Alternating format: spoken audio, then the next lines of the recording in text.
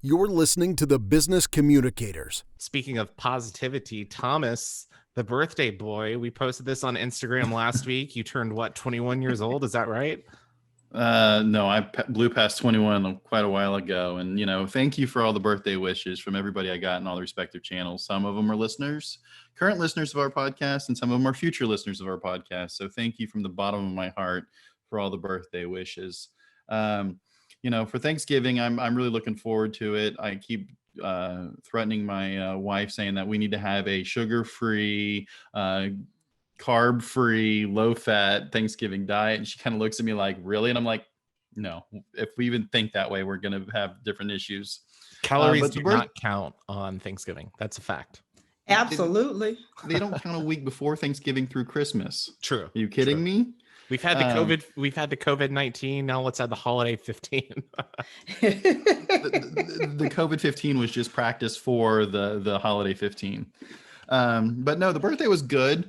It did bring up a lot of emails and topics that I started to get as we go through about the personalization, humanization. Is started to get a bunch of the emails and LinkedIn posts and LinkedIn messages and Facebook messages from companies that somehow knew it was my birthday. And I get the loyalty programs. I get the free burrito or the free ice cream cone or the free donut because I'm a part of those loyalty programs. But then there's some other companies that I never gave my information to.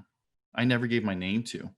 And yet I'm sitting here getting a birthday card from them, or I'm getting a birthday email to them. And it started making me think about, one, anybody who thinks that our information is private online is not there. But two, it's that attempt there. But then I started getting some from companies that I do business with where my name is misspelled. Or better yet, on Veterans Day, I got an email for I have it up right here, for an accounting company. And the title says, unknown, Veterans Day, honoring all those, and thank you for your service. And I'm like, yeah, I don't know if that's the way it needs to be. And as business communicators, we're trying to always be on. We're always trying to make sure our comments are relevant. We're always trying to be part of the customer journey. But it turns me off. Like, I've straight up told a guy one time who called me up. He's like, hey, I sent you an email through a company I do business with. I'm like, yeah, I didn't read it because you had my name misspelled. I get, a couple hundred emails a day, and I'm like, yeah, thank you. And so it made me start to wonder about how I know in the B2C space that customization and personalization is very important. And I was wondering what y'all's take is, because y'all are more on the external media and the internal comm side.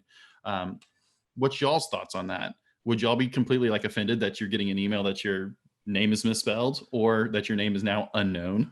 I mean, I totally hear you on that. And it's interesting that you mentioned that, because this week there was, a company called Mondelez. They actually coined a term, humaning. And there was a lot of blowback on social media. And when they created this term, it was a unique consumer-centric approach to marketing that creates real human connections with purpose, moving Mondelez International beyond cautious, data-driven tactics and uncovering what unites us all. I mean, let's just think about that for a minute. I mean, why put a buzzword on something that we should be doing anyways? I mean, I totally get what Thomas is saying about, the misspellings, just the lack of thought, the lack of care, and email communications, phone calls, text messages, whatever. I get why businesses do it. They're trying to appeal to an audience and to show they care. I totally get that. But do you? I mean, do you care? That depends. I think that's a problem. When I'm reaching out to somebody, even if it's a pitch note for this podcast, trying to reach, a new guest or something like that, or, reaching out to someone in the media to try to cover a story, you've got to personalize it, and you have to bring up something about them. And of course, I've made the mistake of, spelling someone's name wrong, and immediately after I hit send, I wish I could take it back. But you have to try to relate to people. And I think that's one thing that companies are doing wrong now, is they're taking people and customers for granted, and they're not taking that extra effort to personalize something, to make it matter to that person. And Hattie, I know you work in the internal comm space. I mean, how do you handle that humanization? Not the term humaning, but making those personal connections from an internal comms perspective? Having a personal connection for me means having interaction with people as well. So if I'm interacting with you, what's really interesting is how companies like to do a variety of surveys to kind of get ideas of what people are thinking, what they're behaving, how they want to be communicated to. And those are the questions that I also like to ask as a communicator. When I'm talking to, various teams or individuals within teams, I'm asking them, hey guys, you just have to ask the right questions. But if you're going out from an external, and I think about myself as a consumer, what I like about the companies that do approach me or who do communicate with me, they're personalizing it based on my buying behavior, and what they think I like. And then they are communicating to me, say, hey, Hattie, we noticed you bought this before. So want to see if you want to buy it again or see if you're interested in it. It's the same thing when you're talking to employees in an internal aspect. If they commented on something on our business social platform, hey, I like the way you guys did this. Can you do this again? Or can you bring this? So at least you know what they want to, the type of information that they want to receive, and you can personalize them or customize it or tailor that message to where when they receive it, they know that it's about them. I think tailoring your message is so important, and you can do that too. I mean, it's not that difficult. It's about knowing your audience, having that trust, that relationship, and you could have the same overall message and then just customize it to internal audience versus external audience.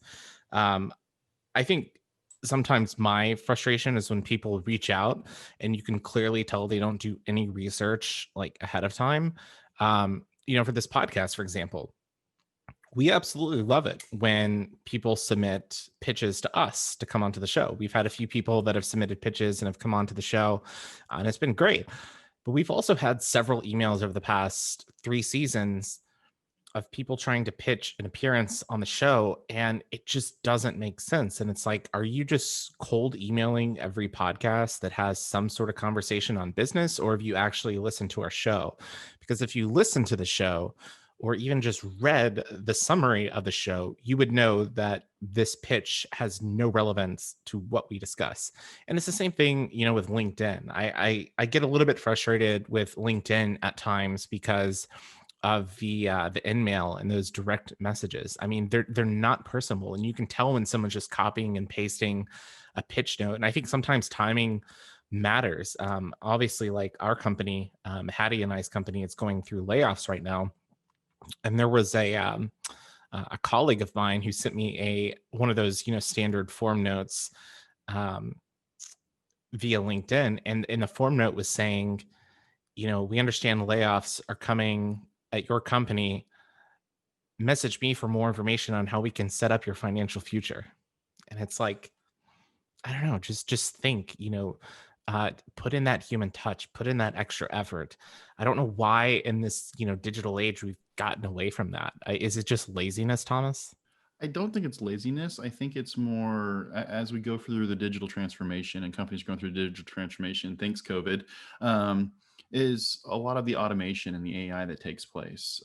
So I got an email today from a company that I had started going down the path of doing work with at another employer for doing customer satisfaction, customer and employee satisfaction. So their job is to get customer satisfaction from all the different touch points.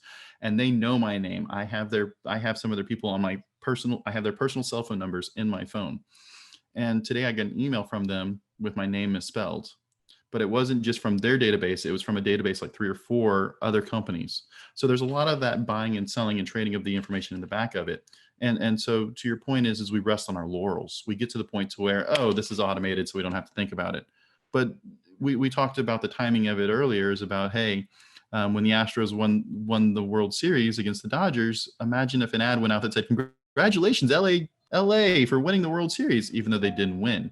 It's because we set these things, we set it and forget it. And And there's a danger in that.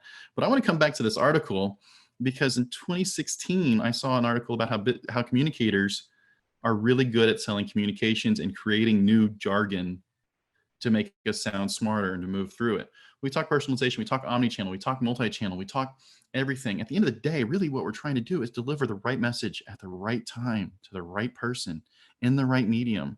And then the part I add on is that's effective and efficient. That means that we're getting them to do what we want them to do. And so I used to play a game where I could tell what year they graduated from their MBA program based on what jargon they were using in their sales deck. North Star was a big one up until just recently. Has your company found its North Star? And you're like, well, isn't that mission, vision, and values and what we're trying to accomplish? Well, no, it's the North Star. Oh, okay. And then I heard, hey, we're bringing in the plane to the we're landing the plane. That's the new one I heard in the past 6 months. And I'm like, oh, cool. So my professional take is on this article is that if you're running your own, you work for a company and you're CMO or somebody who's dealing with vendors, be leery of the jargon because they can sell you anything. But remember what you're trying to accomplish. And then on the reverse side of that is if you're a vendor, make sure you tailor your message to what the company's doing. And make sure that it's at the right time. To Austin's point, you don't want to say, hey, is your financial security secure when everybody's at unease? Thomas alluded to, when people write, they try to sound smarter than they actually are, or try to sound smarter than the actual customers.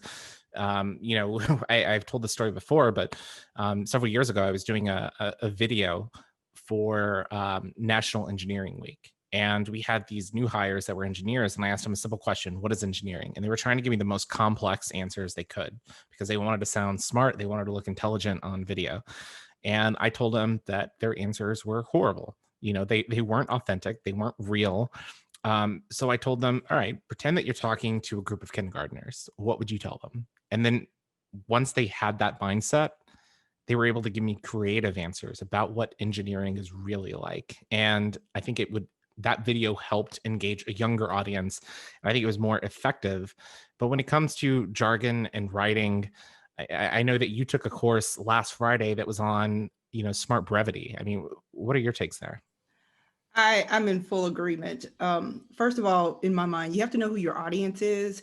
And even in my education, when I have a journalism background, I was always taught to write at a certain level. They say 8th grade, 6th grade level, use simple words.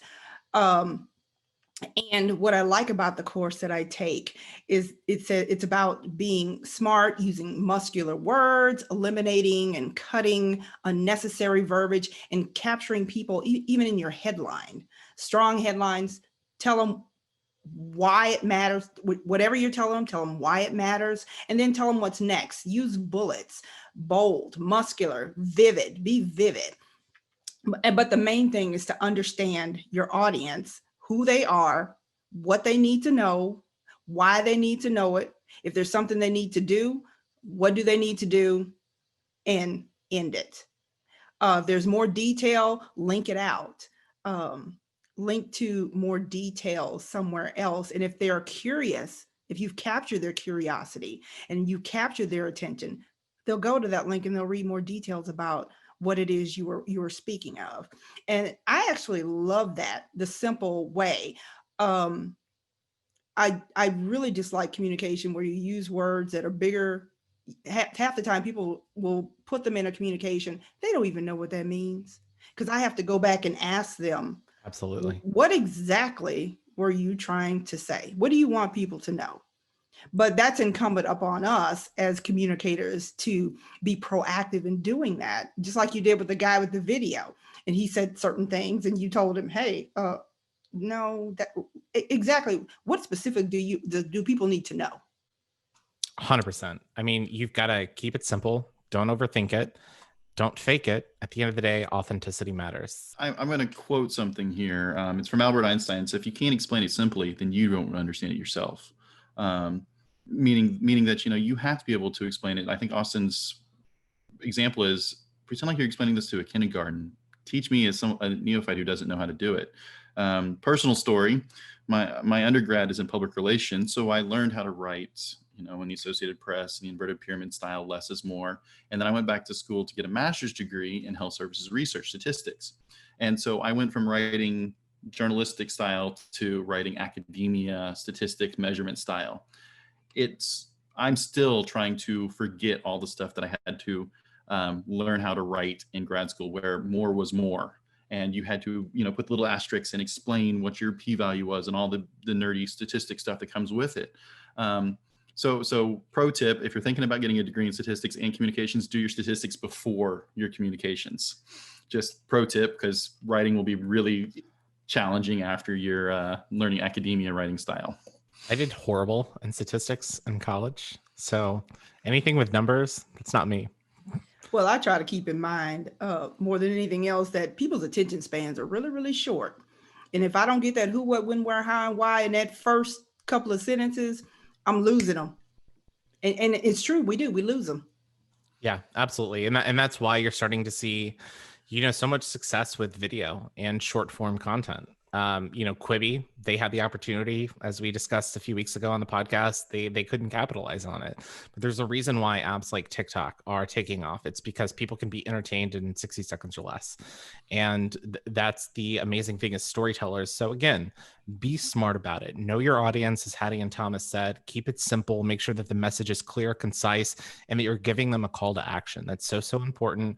Don't create jargon just to make yourself sound smarter or to try to sell something on your company. Call it what it is. Be clear, be transparent, because at the end of the day, we're all doing the same job. And if you want to have that human connection in reality, you have to be authentic. You have to be real. You've been listening to the Business Communicators.